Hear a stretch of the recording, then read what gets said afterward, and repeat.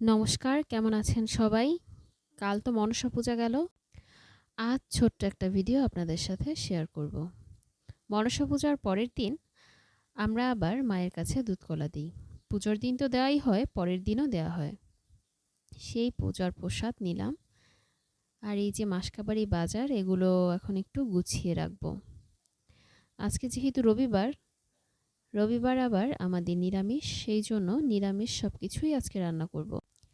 আগে মাকে দেখতাম এই কাজগুলো করতে, সময়ের পরিবর্তনে এখন আমি এই কাজগুলো করছি।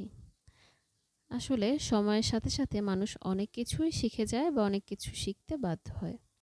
পুজোর আগের দিন এই যে হালাটাকে অধিবাস করানো হয়, এই হচ্ছে সেই ভিডিও। পুজোর কয়েকদিন আগে এই হালা পাতা হয়। কাঁচা মুগ ডাল ভিজিয়ে রেখে মাটির মধ্যে রোপণ করে দিলেই কয়েকদিনের মধ্যেই গাছ